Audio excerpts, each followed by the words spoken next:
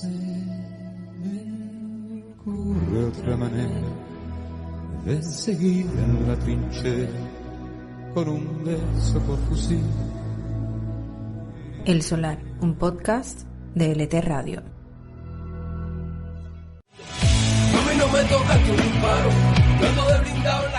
Yo soy Miguel Alejandro Hayes y te invito al Solar. Este es un podcast para hablar de Metatranca.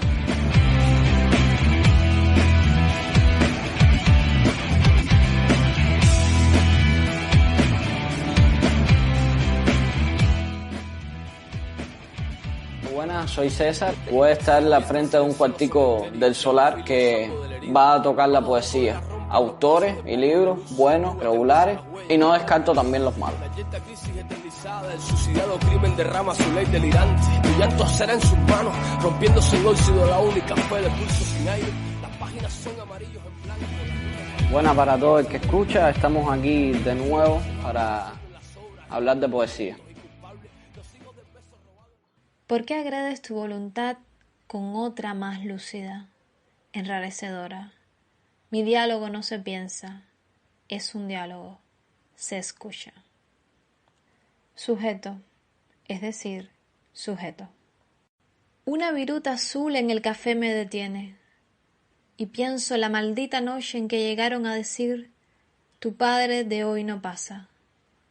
Algo, un vicio en la voluntad, no sé, algo se afirmó.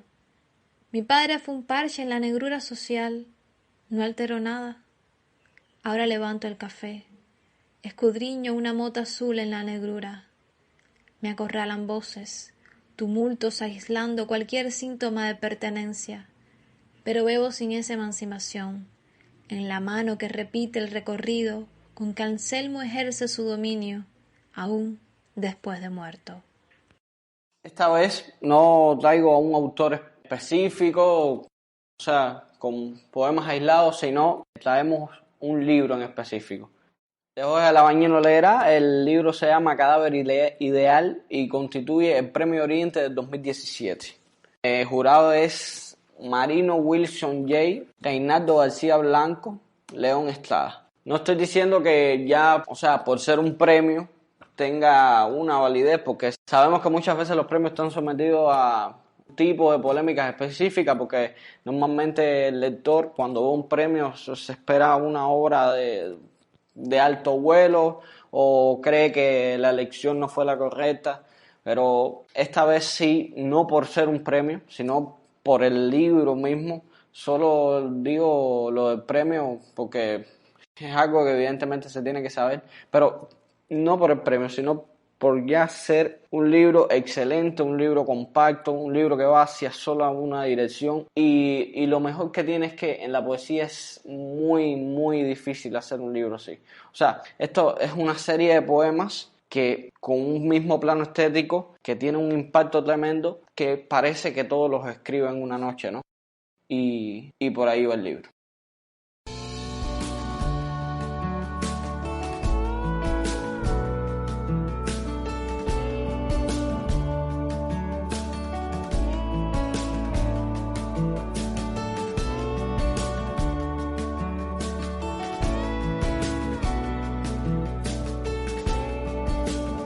Este libro es una magnífica casualidad para mí. Recuerdo que era el segundo día de feria y rastreando por todos esos títulos que ya tenía en mente, pero virando sí 1000 veces atrás, aunque ahora no recuerdo en qué departamento o capa específica, fue que vi este cuaderno de poesía que, por cierto, era el único que quedaba.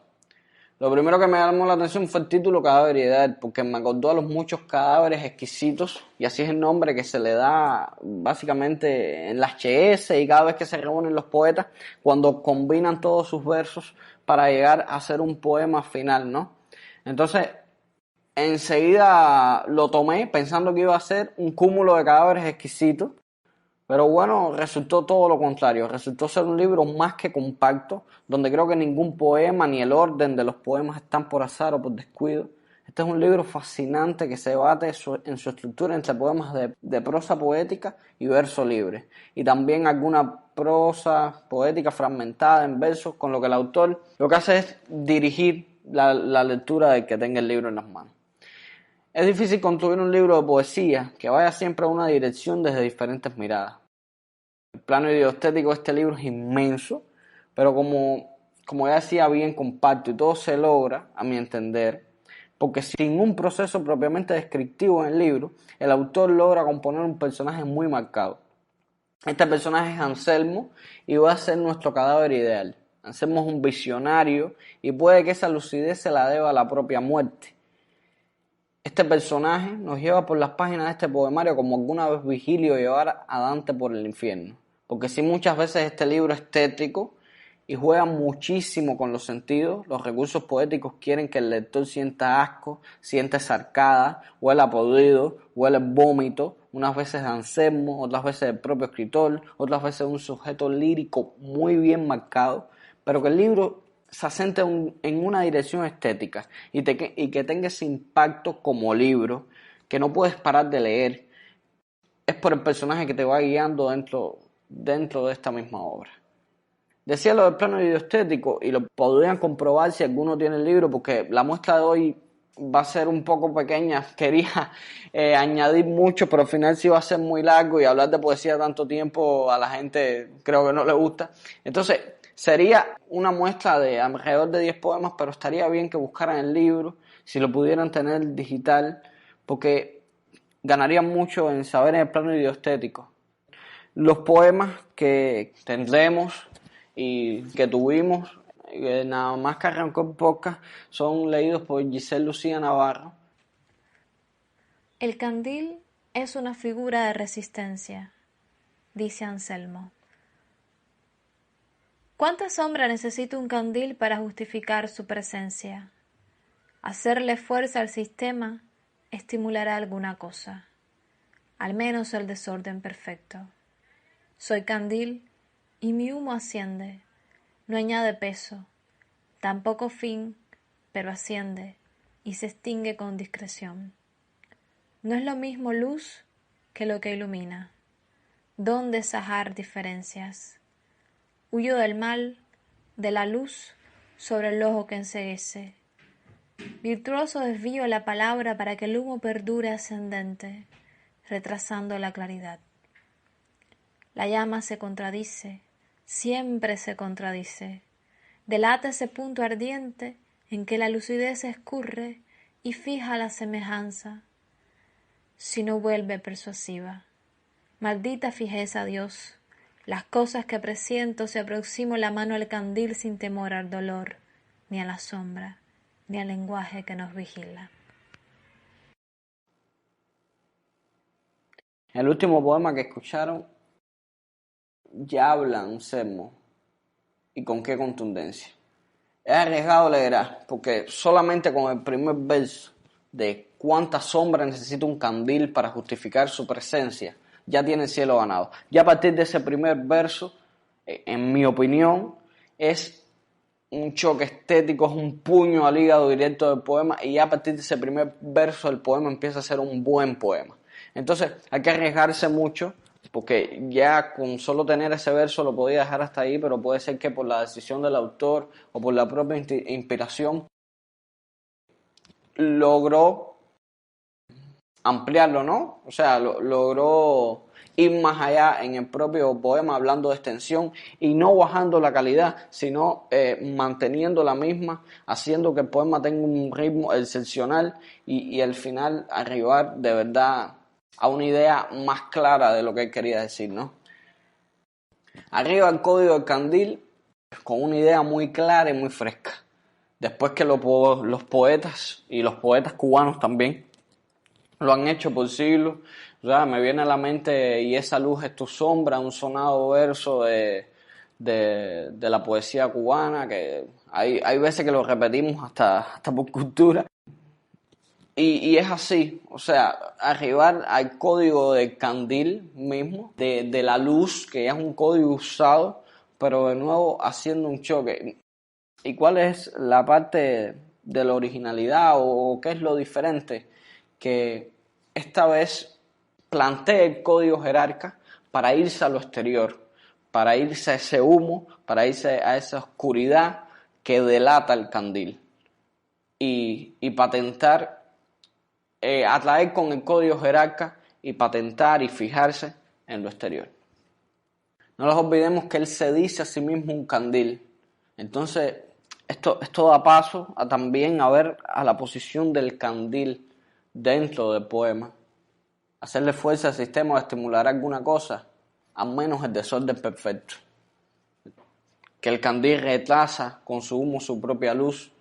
Entonces, Anselmo, después de muerto, siendo candil, empieza a debatirse entre dos posiciones. Y vuelve Anselmo como el profeta de lo tétrico a desmontarnos lo de ser candil, el humo del candil o la mano que se acerca sin temerle al dolor.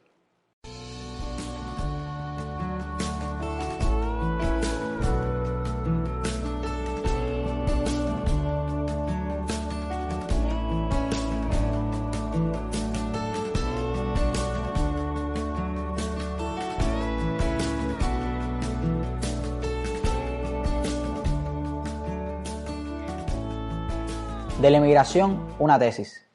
Para el animal no existe ninguna diferencia entre un pastor u otro. Fija el tufo a sudor del que siempre va a la misma hora para llevarlo a comer el pasto previamente escogido. Sale de una cerca y entra en otra, resoplando el animal enardecido. Más allá de la cerca el pasto es tenebroso y uno u otro hombre siempre deciden lo que el buey necesita. De vez en cuando una res cruza la cerca, pero eso, dicen, es un hecho fortuito. La migración en Cuba es un tema sensible, tanto como por el montón de vidas perdidas, como por las diferencias irremediables entre el pensamiento cubano de las dos orillas, entre estos dos bandos que se acechan y se delatan porque solo ponen posturas encontradas, ¿no? Sobre cualquier tema. Entonces, esto es un poema que va sobre una herida abierta. Juzga, mete el dedo en la llaga, pero para que duela. Por eso propone una tesis de esto, como el título lo dicta. No hay diferencia entre un animal de un lado u otro de la cerca. Siempre eligen el pasto. ¿Con qué frecuencia una res cruza la cerca? La herida está ahí, y estos versos tocan con total maestría un tema tan recurrente en nuestra nación. Hasta loco no terminas, dice mi mujer. Las deja así. Palabras dichas sobre la mesa junto al plato vacío. Saliva salpicante que adensaba algún mal. La luz está encendida. Una oscuridad que no se palpa pero permanece como un libro en mi mano. ¿Va a llover? Vuelve a decir y cruza el ojo sobre el texto, a punto de reventar, a punto de nuevo destino. Mujer contra el oído del poeta, cuerpo en lo escrito, en la ropa recuperada de la llovizna, mujer libre de lo que pierdo. Digo libre y suspira porque los demonios del texto, porque Dios y porque mi carne es peor en eso que escribo como un desquiciado. Suspira mi mujer si digo la palabra y comienza a organizarse otra vida. Llora y sostiene el ojo. Su excesiva tensión sobre la mesa, la rabia que la perturba. El bulto de ropas oscurece su cara. Yo recogía mis libros. Porquerías que nada ofrecen, dijo. Hay una frase en este poema que creo que está en el ADN cubano. Lo escuchamos de nuestros padres y abuelos cuando hacemos alguna tarea con mucha dedicación y que siempre nos desagrada, ¿no? Siempre salta la frase, te vas a volver loco. Pero tenemos el caso que esta vez de su mujer. Este es el escritor, hablando de una forma muy personal. Esta vez se desvirtúa de Anselmo y cae en él un poema y un hecho recurrente. Ya lo decía en el pasado episodio, Paco y la cantidad de poetas cubanos que hablan desde el dolor, refiriéndose a sus carencias materiales, monetarias, exponiendo su difícil situación con una sensibilidad y un lirismo poderosísimo. Pero este poema va a esa situación, pero esta vez la situación se comparte. La situación no es del poeta solitario, esta vez la situación afecta a otra gente, o sea, afecta a su familia, a su mujer. Y esto inevitablemente me hace ir a una puesta de teatro bastante cercana, que es Hierro, ¿no? Donde se ve la otra postura, la postura encontrada, o sea, la postura del acompañante. Esta obra pretende no hacer una biografía, pero bueno, pretende acercarse a unos años específicos de Martí, donde Carmen está viviendo con él y siente ese peso, ¿no? de de vivir al lado de alguien muy consagrado a sus tareas, tanto como patriota como intelectual. Entonces, eso llevado a las crisis también de carencias monetarias, Carmen se ve en una situación bastante dura, ¿no? Y a veces pensamos que es que no comprende al poeta, su pareja, o quien está al lado del poeta no comprende, pero esta obra sí te acerca bastante bien a lo que es, o a lo que se tiene que comprender del lado de acá. Y verdaderamente es tremenda que hay una visión así de la otra cara. Entonces, básicamente, a una Carmen que está a un mismo nivel de sensibilidad y que pierde mucho, pero en la otra cara de la postura, y eso verdaderamente es totalmente comprensible. Entonces, allá el poeta se sometió a alejarse de su hijo. Aquí recoge sus libros, que como dijo ella, porquerías que nada ofrece.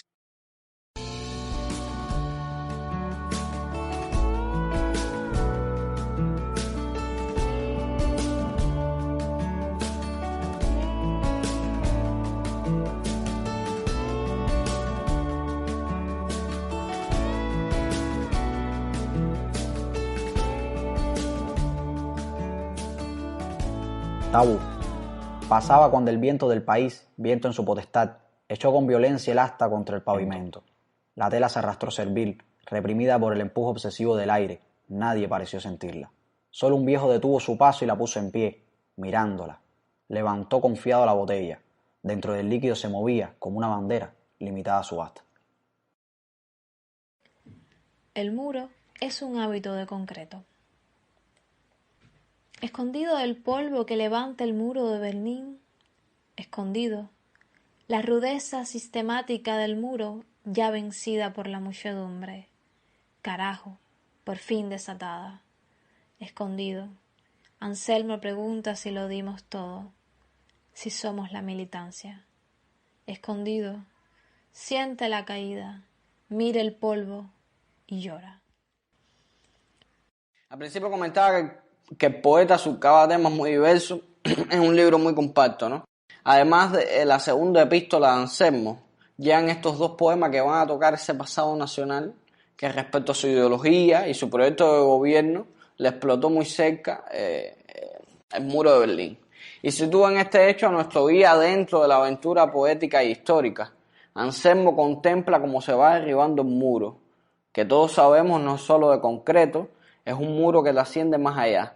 La muchedumbre descrita por un choque estético que es carajo, por fin desatada, y esto lo hace al poema y a ese verso tener una fuerza especial. Si vienes con un lirismo inmenso y vas con el carajo, por fin desatada, es como un choque, es como verdaderamente mostrar en ese momento a la muchedumbre dándole golpes. Un recogedor de latas me aconseja: en este país eres solo una latica, que es parte de nuestra vanidad, es asunto de ser creado por Dios, de tener un destino. Lo dijo apuntando al libro que yo leía, El tiempo recobrado de Marcel Proust. Luego alzó el saco, las latas sonaron sobre su hombro. Hacemos mucho ruido, pero no pasa nada. Hizo un saludo militar, extendió su mano, me pidió un peso. Bueno, hasta aquí el episodio de hoy. Solo me queda recomendarle el libro y darle muchos, pero muchos agradecimientos a personas que han colaborado. Clo, que colaboró con la imagen del podcast, Giselle Lucía y Leonardo Romero Negrín, que fueron los que estuvieron leyendo. Y nos vemos en otra oportunidad que se abre el cuartico, y hasta ese entonces. Mirando solo el pasado, viviendo sin darnos cuenta todo lo que nos